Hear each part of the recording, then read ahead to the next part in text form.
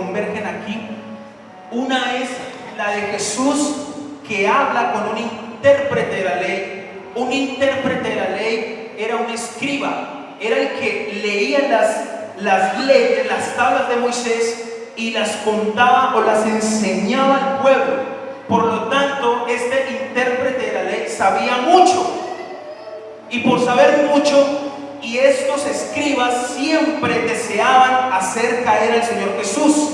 Por eso le hace una pregunta para confundirlo. Pero lo que no contaba este escriba es que Jesús conocía sus pensamientos, y le devuelve con otra pregunta. Jesús le dice: ¿qué dice la ley? Y empieza a ser confrontado, y después, para justificarse, le hace otra pregunta: ¿quién es mi prójimo? Y ahí es donde nace la parábola del buen samaritano. Estoy seguro que usted ha escuchado muchas predicaciones sobre el buen samaritano, no una, sino dos, sino muchas. Pero hoy quiero hacer una apreciación de un personaje que aparece en esta historia, pero tal vez no es el protagonista, y son los ladrones. Usted dirá: pastor, ¿por qué me hablan de los ladrones? Quiero hacer una apreciación. ¿Por qué? Porque en la historia del samaritano vemos todo lo que sucede todavía hoy en día. ¿Qué vemos hoy en día? Discusiones. ¿Qué vemos hoy en día? Robos. Ahora que usted tiene la oportunidad de tener redes sociales, usted se da cuenta al instante de videos que captan robos de motos, de carros, de billeteras, el famoso cosquilleo en Bogotá y tantas cosas. También vemos el odio. También vemos hoy en día discriminación racial. Hay personas que no aguantan, no resisten y no aceptan las personas de color. No los aceptan. Pero Dios rompió con la discriminación racial. Hoy vemos algo peor, y usted me va a dar la razón a mí. Hoy vemos indolencia, porque así como acabamos de leer, un sacerdote y un levita, viendo a un hombre tirado casi muerto, pasaron de largo y no hicieron nada. Esto se llama indolencia, porque no sintieron favor, dolor con el que estaba sufriendo. ¿Cuántas veces no hemos visto que en un accidente, en una riña, la gente, en lugar de entrar a ser un pacificador, ¿qué hacen? Sacan su celular, filman y no hacen nada más? Parece ser que hoy en día se nos olvidó lo que un samaritano hace, y es ser un ayudador que usa la compasión. Hoy nos parece que es más delicioso sacar un celular y filmar una pelea callejera, una riña, un robo, qué sé yo, un accidente, pero no hacemos nada más. Yo sé que usted ha visto esto en las redes. La indolencia reina en estos días, y la Biblia dice que en los postreros tiempos se pondrá peor. En los postreros tiempos será peor la indolencia. No vamos a usar la misericordia, sino vamos a ser reinados por el odio y el rencor. Otra cosa que vemos es, en este pasaje, al ser humano lo están usando como objetos, como cosas. Vemos como mujeres son explotadas como si fueran solamente un objeto o una cosa. Y esta parábola no se diferencia en nada de lo que está sucediendo hoy en día. A nosotros nos parece que robar es menos malo que matar o secuestrar. En los mandamientos nos dice la palabra que no mataremos, pero a nosotros nos parece que robar es menos malo que matar. Y yo quiero que usted me acompañe a un versículo en el profeta Zacarías, en el capítulo 5, versículo 3. Yo no sé para quién es esta palabra. Yo no sé si alguien aquí se ha aprovechado del robo. Yo no sé si tú has conseguido algo o dinero a través del robo. Yo no lo sé, solamente Dios lo sabe. Y Dios abomina el hurto.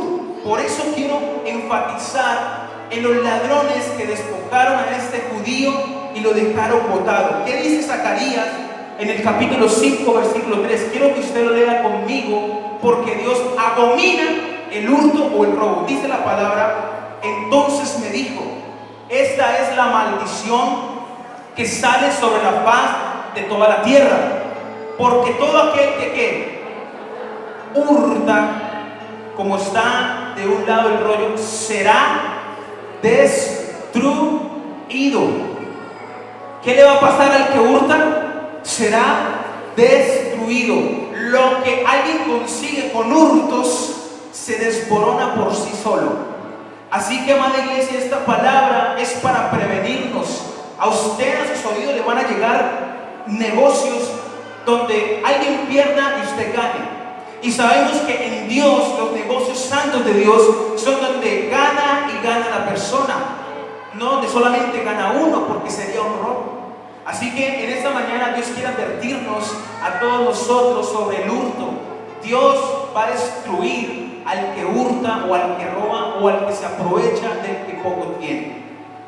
Al igual que la insensibilidad del sacerdote y del levita que no levantaron a ese judío, hoy también nos hemos insensibilizado a raíz de las malas noticias. Quiero contarles algo. Hace como unos 3, 4 años en mi casa abrimos un grupo de jóvenes. Entonces el primer día salimos a invitar por la cuadra y me pareció bien enseguida de mi casa.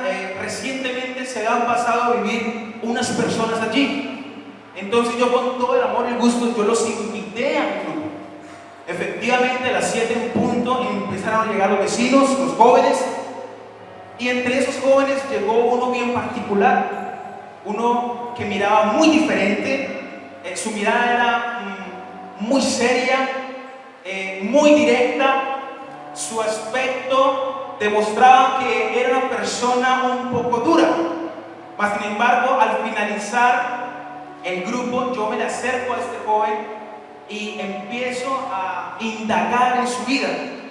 Y él, sin titubeo alguno, me dice: pastor, o en ese tiempo me dijo líder, me dijo: lo que sucede es que mi pasado es muy pesado.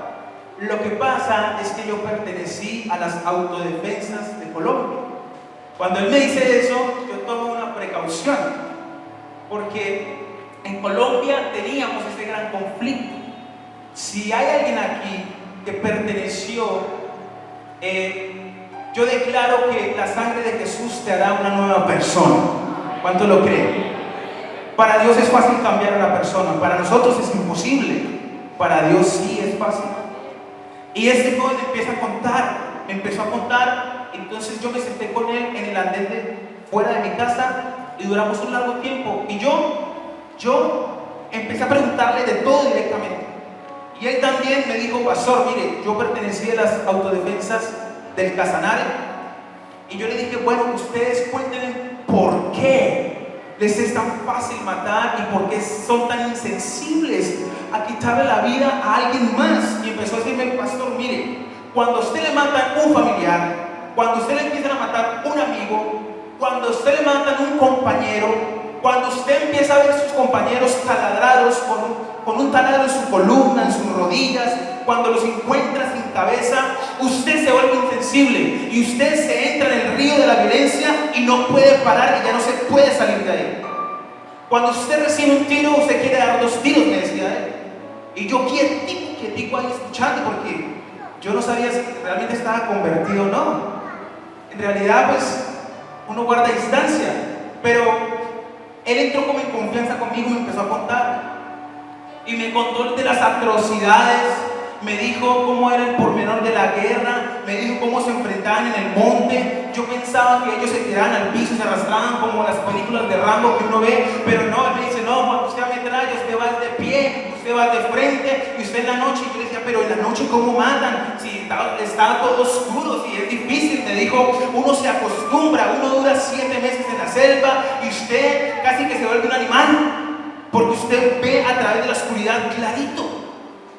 Y yo más me ponía asustado. Ya eran como las 9 de la noche. Él no se quería ir. Era mi vecino, recién llegadito de por allá. Entonces los nervios, usted sabe, es algo impresionante. Yo dije: ¿lo vuelvo a invitar o no? Yo dije: vale la pena, porque la Biblia registra que Pablo, el famoso Pablo, antes de ser Pablo, era un asesino de la iglesia. Y si Jesús lo cambió, no hay nadie que no pueda ser transformado por el poder de Dios. Este joven lo empezamos a traer en las rutas y empezó a venir. Su aspecto empezó a cambiar. Él se convirtió al Señor. Él empezó a venir, empezó a tomar nuestras clases, fue sensibilizado. Sus antivalores fueron cambiados por valores. Y él, cuando estaba en crisis, me llamaba y me decía: pastor, ayúdame, tengo un problema, no quiero volver, me quieren matar, me están buscando. Entonces ahí yo encontré que uno se insensibiliza cuando usted en la mañana lo primero que hace es prender la televisión o el radio y escuchar un número determinado de muertes. Por ejemplo, hoy domingo en la noche, tengo que decirlo con respeto, en la noche los programas más vistos, Séptimo Día, Los Informantes y todo eso, son programas de muertes. Violada, descuartizada, desaparecida, y eso a los colombianos nos ha llevado a volvernos insensibles. Por eso esta parábola es como si Jesús estuviera hoy dando esta parábola de la realidad de hoy. A este hombre lo robaron, y no dice que fue un ladrón, fueron varios ladrones. Posiblemente este hombre tenía mucho, y dice la palabra que le despojaron de sus ropas, lo dejaron desnudo en el piso, casi medio muerto. Y viene pasando un sacerdote, y ni siquiera se acercó a ver. Luego pasa un levita, que los levitas son como los músicos que en ese tiempo le ayudaban al sacerdote, y medio como que se alcanza a acercar un poquito, como lo ve ensangrentado, dice por aquí que es más rápido. Pero al final pasa un samaritano, y este samaritano nos da una gran bofetada a todos los hijos de Dios. ¿Por qué? Porque es como si una persona que no fuera cristiana salvara a la iglesia que sí es cristiana. Es como si alguien que fuera del mundo viniera y le diera la mano y salvara a la iglesia de Jesucristo. Los samaritanos y los judíos se odiaban entre ellos, no se podían ver. Ni siquiera los gentiles podían entrar un paso dentro de la casa de un judío. Los samaritanos a distancia de los judíos, y los judíos a distancia de los samaritanos. Pero acá hay una gran verdad espiritual que Dios nos va a enseñar hoy. Quiero decirte que esta es la gran verdad que hoy tú vas a recibir. No podemos separar nuestra relación vertical con Dios de nuestra relación horizontal con nuestro prójimo. ¿Alguien puede decir amén a esta verdad? Tú no puedes separar tu relación vertical con Dios de tu relación horizontal con el prójimo, con el hombre, con el humano. Porque la insensibilidad nos ha llevado a que solamente yo, solamente mi familia, solamente mis hijos, yo me resguardo, yo me cuido y no me importa qué suceda afuera. Dios quiere romper esa maldición y que Ciudad Fuego sea una iglesia de mucha, pero mucha compasión, y que tenga y use de la misericordia de Dios para que otras personas que están pasando por tu situación difícil sean salvos y sean bendecidos. Muy bien, ahora esta parábola nace por una pregunta. El escriba le dice: maestro, ¿quién es mi prójimo? Y ahí suelta Jesús semejante perla, porque era una muy buena pregunta, pero con una mala intención. Querían hacer caer a Jesús en una contradicción, pero no pudieron, porque Jesús se sabía la ley al derecho y al revés. Veamos quién puede ser nuestro prójimo, porque hemos cometido un grave error. El error que hemos cometido es que nuestro prójimo es aquel que está indigente, es aquel que tiene harapos puestos, es aquel que fuma o es vicioso y anda en la calle. No solamente ese es el prójimo. El prójimo puede ser cualquier persona que tú puedas ver. En el mundo tenemos 7.000 millones de habitantes. Seguramente te puedo decir que somos 7.000 millones de prójimos. Sin importar religión, sin importar situación económica y sin importar color o nacionalidad, sin importar la edad. Primero, ¿quién puede ser nuestro prójimo? Alguien que no me respeta o no me entienda. Yo te pregunto a ti, ¿será que a su alrededor, en su trabajo, en su familia, es más, en el seno de su familia, será que usted tiene alguien que no lo respeta? ¿Será que aquí hay algún papá que tal vez aún su mismo hijo no lo respeta? ¿Será que hay alguien aquí, yo no lo sé, que el hijo le levanta la mano a su papá? ¿Será que existe alguien así? Pues la Biblia me muestra que si llegase a ver una persona así, también es tu prójimo. Alguien tal vez no te respeta o no te entiende.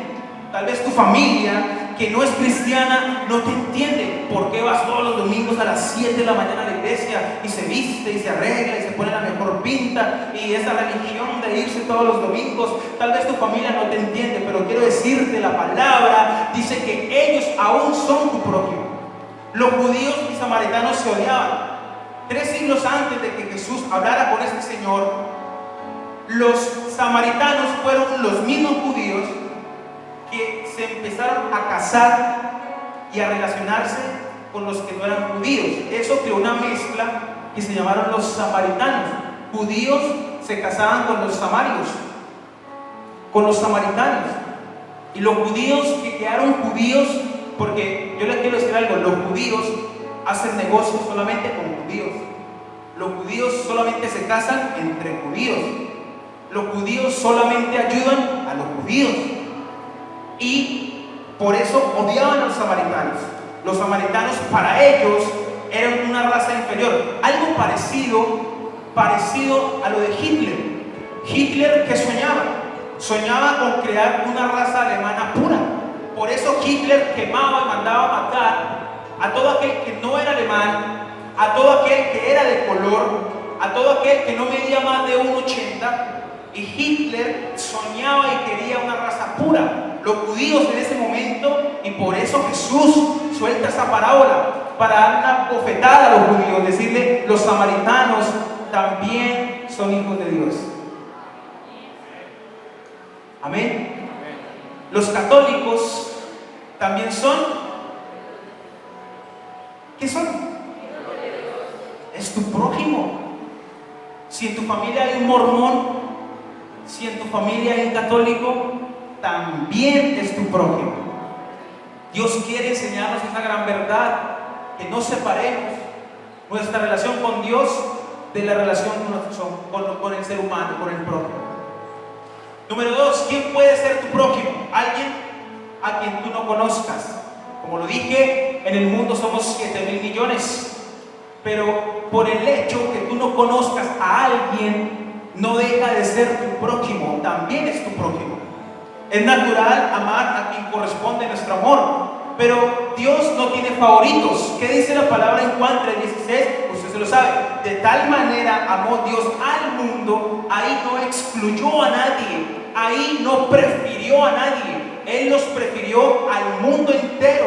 Dios no tiene favoritos, Dios no tiene predilectos, Dios tiene un amor tan inmenso que todos cabemos en Él. Así que tu prójimo también puede ser alguien que tú no conozcas. Número 3, ¿quién puede ser un prójimo para ti? Y esto es impresionante. Alguien que no pueda darte las gracias ni pagarme. Es de humanos querer recibir elogios, querer recibir gratificación, querer recibir reconocimiento y hasta veneración. Hay personas que aún desearían que la gente los venerara, pero yo sé que eso es natural en el ser humano. El samaritano sabía que el hombre tirado no era capaz de darle las gracias a él. Si él lo vio moribundo, con sus ojos cerrados, ensangrentado, el samaritano dijo: este hombre aquí no me puede dar las gracias. ¿Qué hizo? Se bajó del caballo, lo subió a la cabalgadura, lo llevó a un mesón. El mesón en ese tiempo era como un hotel hoy en día. Pero ese hotel no era con los lujos que tiene un hotel hoy en día. El mesón era una casa. Este samaritano tenía dinero y fue importunado por un hombre que estaba tirado en el piso. Y no le importó sacar su dinero para ayudar a alguien que estaba moribundo en el suelo. Tal vez hay personas a tu alrededor que nunca, óigame muy bien, nunca podrán pagarle a usted lo que usted ha hecho por ellos.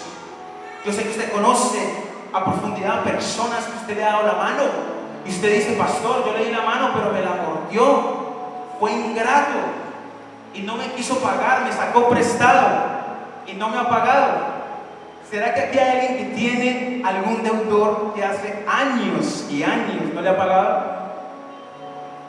Yo sé que alguno de ustedes tendrá esa persona que usted ora después de 20 años: Señor, tócalo para ver si me paga esa platica, Dios mío, ese deudor, Dios mío. Pero si alguien te debe, también es tu prójimo. Si alguien te debe y no te ha dado las gracias, también viene a ser tu prójimo. ¿Quién más? Alguien por quien valga la pena arriesgarse. El sacerdote iba de Jericó a Jerusalén. Era una pendiente. Se dice que era más o menos de cerca entre Villavicencio y Acacías, entre Jerusalén y Jericó. Jericó era una ciudad, un pueblo de muchos sacerdotes, eran donde vivían los sacerdotes. Y año tras año subían a Jerusalén.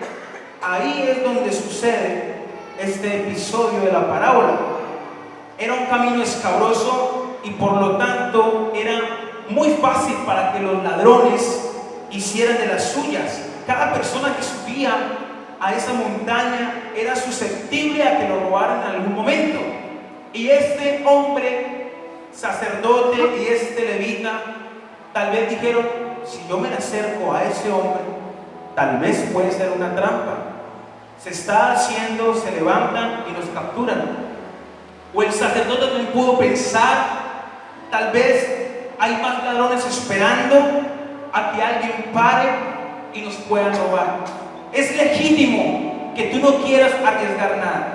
Es legítimo, es natural en el ser humano. No queremos exponer, no queremos arriesgar nada.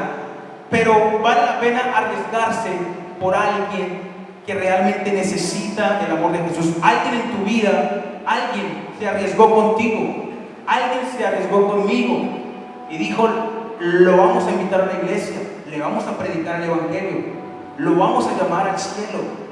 Así que vale la pena arriesgarse por alguien. Número 5. ¿Quién puede ser tu prójimo? Alguien que es amado por Dios a pesar de mis prejuicios. Quiero decirte algo que es duro aceptarlo. Quiero decir algo que es difícil aceptarlo. Óigame muy bien, iglesia. Tu prójimo puede ser aún la persona que te ha hecho tanto daño. Ese prójimo también puede ser aquella persona que te golpeó, que te robó, que te ultrajó, que te explotó, que te injurió, que te castigó.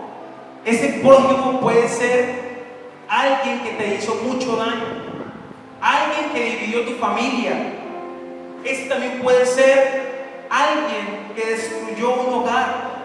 Pero yo te quiero decir algo. La palabra de Dios dice que Dios hace llover sobre buenos, sobre malos. No es que cuando esté lloviendo solamente llueve en su casa y en él enseguida, que no es cristiano, no va a llover. Jamás sucederá eso. Dios hace salir el sol sobre buenos, sobre malos, y hace llover sobre buenos y sobre malos. Dios ama al pecador, pero no ama el pecado. Por eso, si ese hombre te causó daño, yo quiero darte una mala noticia. Puede ser una mala noticia. Dios también ama a tu enemigo. Por algo se entregó en una cruz. Eso es difícil aceptarlo. Es difícil saber que aquel que me hizo daño, Dios lo ama, Dios lo bendice, Dios hace hace llover sobre él, Dios le regala bendiciones, Dios lo levanta y usted dice, Dios es injusto. ¿Cómo va a bendecir al que me ha hecho daño? Porque Dios es así, es difícil aceptarlo, pero ese prójimo puede ser alguien que aún te ha hecho daño. Y número 6, para terminar, quiero decirte que tu prójimo puede ser alguien que realmente no necesite nada de ti. Es decir, que un multimillonario puede ser tu prójimo. Porque, vuelvo y lo repito, hemos creído erróneamente que el prójimo es aquel pobre que anda en la calle. No, señor. El prójimo puede ser un multimillonario que necesita de la palabra de una iglesia que se levanta a predicar, de una iglesia que se levanta a restaurar hogares, a restaurar vidas, a restaurar familias enteras. Por eso, si alguien no necesita nada de ti, usted no puede decir, Dios mío, ese no es mi prójimo, porque realmente el prójimo puede ser alguien que no necesite nada de ti. Para concluir, quiero decirte lo siguiente. Ya para concluir, quiero llamarte y hacer este llamado a esta gran verdad. En esencia, lo que Jesús quiere es que invirtamos la pregunta para que podamos poner a otros antes que a nosotros mismos. La pregunta que debemos cambiar es la siguiente: si me detengo a ayudar, ¿qué me pasará a mí? Siempre nos preguntamos eso. Si me detengo a ayudarle a alguien, ¿yo qué pierdo? ¿Qué me va a pasar a mí?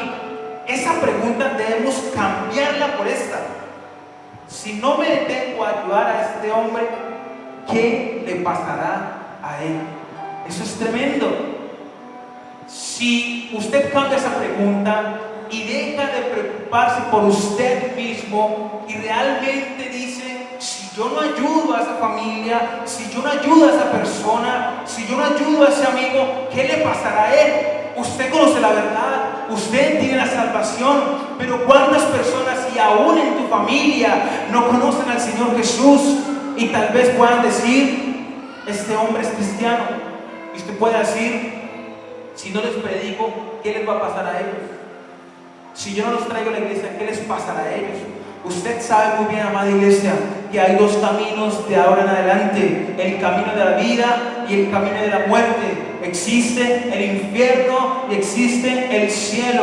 Aunque tú no lo creas y tengas dudas de que existe, quiero decirte que la Biblia dice que sí existe. Usted quiere ver a su familia, a su casa, a los suyos, sus amigos yendo hacia el infierno. Estoy seguro que no. Por eso en esta mañana quiero invitarte para que seas tú usando la misericordia de Dios con aquellos que tanto lo necesitan. Quiero que tú te levantes y digas, voy a ser como un buen samaritano, porque así como hay buenos samaritanos, hay malos samaritanos. Hay samaritanos que no hacen nada por la gente, pero quiero que tú seas aquel buen samaritano que hace por la gente y hace mucho. ¿Alguien puede decir amén? ¿Alguien siente esta verdad para usted? ¿Alguien quiere ser de verdad un buen samaritano? ¿Alguien quiere poner por encima de su ego? ¿Quiere poner la presencia y la gracia de Dios? Por eso en esta mañana este mensaje es exageradamente claro.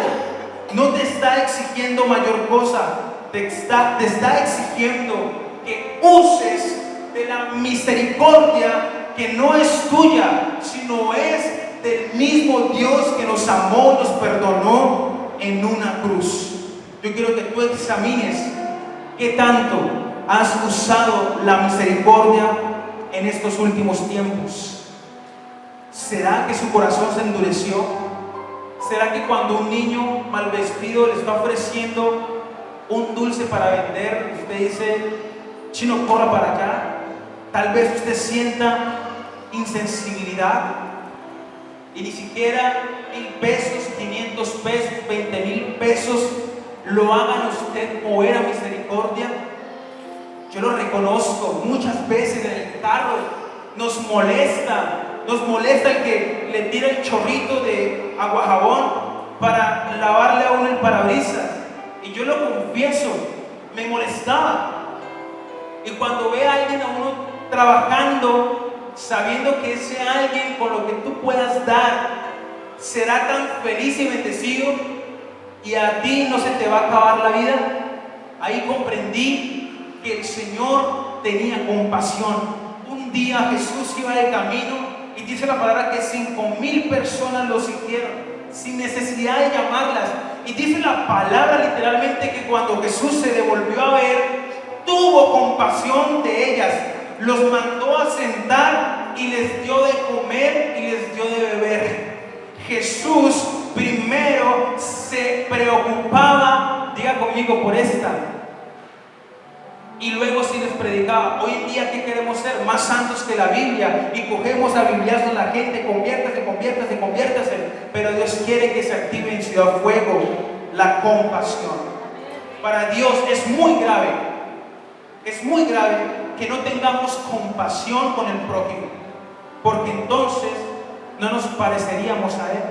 Si alguien aquí dice ser cristiano y no tiene compasión con alguien, ese alguien no se parece en nada a Dios. Dios le regaló una Kia Sportage, Dios le regaló a usted una gran camioneta nueva, Dios a usted le regaló un gran vehículo, una Toyota, no sé, último modelo, Prado, Land Cruiser, no sé. Y usted dice, pastor, yo a la iglesia vengo solo porque mis hijos no vienen, estoy peleando con mi esposa y yo llego solo. Y algunas personas deberían compadecerse, por ejemplo, de aquellos niños de una invasión que no tienen cómo venir a la iglesia. Pero pastor, es que los cojines se me van a rayar, el piso, los tapetes. Yo te quiero decir algo: si Dios te dio una camioneta, ¿será imposible para Dios darte los nuevos cojines? Pastor, yo no hago humo porque es que mire, mi vajilla está nueva, mi sala está nueva, y esa muchedumbre aquí, pastor, las paredes se me rayan. ¿Será que el Dios que te dio una casa no será capaz de darte para una canela?